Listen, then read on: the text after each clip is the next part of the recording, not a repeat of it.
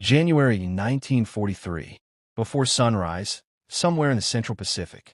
The sea is calm but restless, a wide sheet of dark steel under low cloud. On the deck of an American aircraft carrier, boots scrape against cold metal. Engines cough, then fall silent again. Sailors in oil-stained uniforms move with practiced restraint, their breath briefly visible in the damp air. Ahead of them, parked in rigid lines, sit new aircraft, broad-winged, heavy, purposeful. The F6F Hellcat waits under the dim light, its propeller still, its mass undeniable even at rest. For the men preparing to fly it, this moment carries more weight than routine. For the men who will soon meet it in the air, it will carry something else entirely. By early 1943, the air war in the Pacific had reached a dangerous crossroads. The opening year of the conflict had belonged largely to Japan. From Pearl Harbor through the Philippines, Wake Island, and the Dutch East Indies, Japanese naval aviation had seemed almost untouchable. At the center of that success was the Mitsubishi F6M0, light, agile, and flown by pilots trained through an unforgiving system that valued skill over survival. American pilots learned quickly to fear it. Many did not live long enough to learn how to counter it. But wars are not decided by beginnings. They are decided by what nations can endure, produce, and adapt.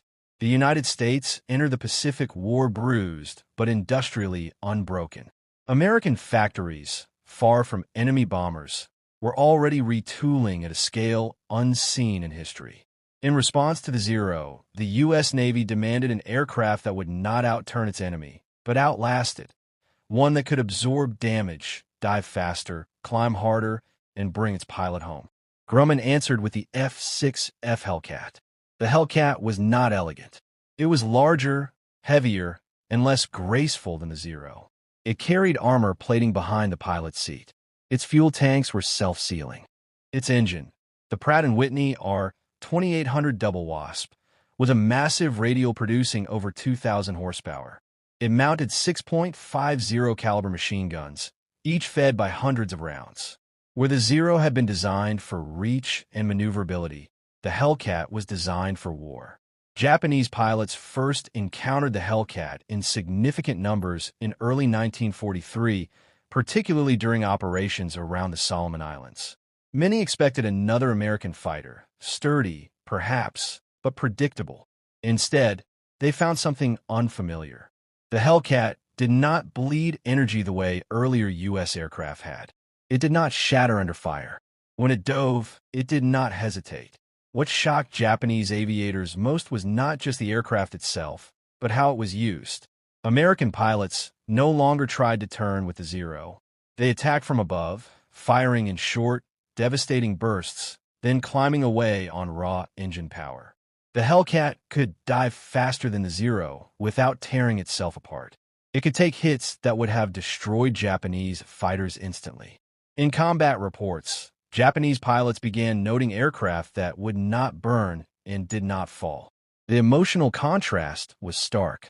Many Japanese naval aviators had been taught that American pilots lacked discipline and skill, relying instead on machines. Early victories seemed to confirm this belief.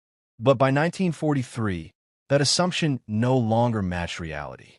American pilots arriving in the Pacific were better trained, flying longer, surviving engagements, learning from experience.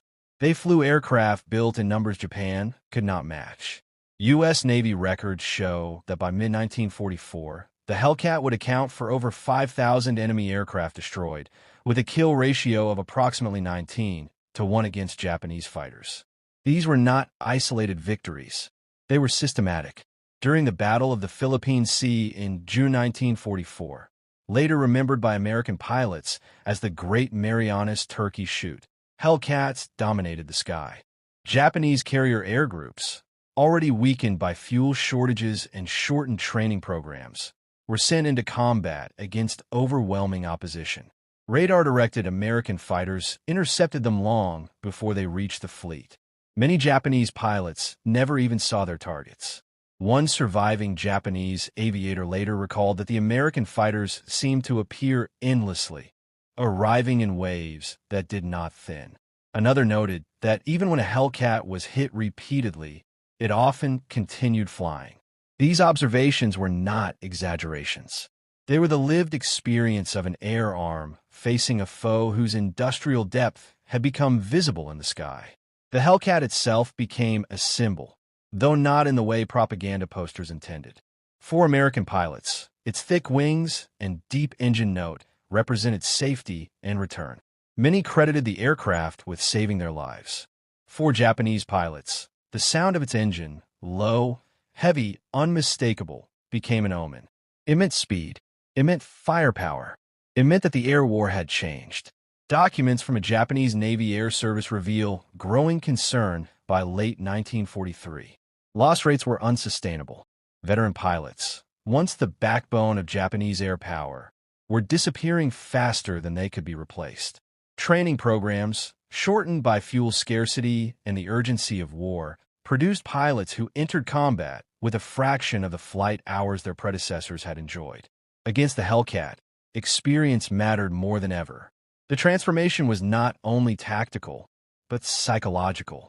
Early in the war, Japanese pilots often felt a sense of superiority, reinforced by doctrine and early success. By 1944, many flew knowing the odds were against them. The Hellcat did not simply defeat aircraft. It altered expectations. Combat was no longer about finesse alone. It was about endurance, coordination, and overwhelming presence. A recurring sound echoed through this transformation, the deep, steady rumble of American radial engines. Unlike the lighter whine of Japanese fighters, the Hellcat's engine announced itself with authority. It was the sound of mass production, of standardized parts, of fuel delivered across oceans. It was not just an engine noise. It was industrial America made audible. Behind that sound lay assembly lines stretching across the continental United States. Grumman alone produced over 12,000 Hellcats during the war. Crates of spare parts followed carriers wherever they sailed. Pilots rotated home, instructors passed on lessons learned, and new air groups arrived already informed by the experiences of those who had fought before them. Japanese pilots, by contrast, increasingly faced shortages of fuel, of replacement aircraft, of experienced leadership. Even when courage remained, material reality intruded. The Zero, once a terror, now faced opponents it had not been designed to meet. Its lack of armor and self-sealing tanks turned small hits into fatal ones.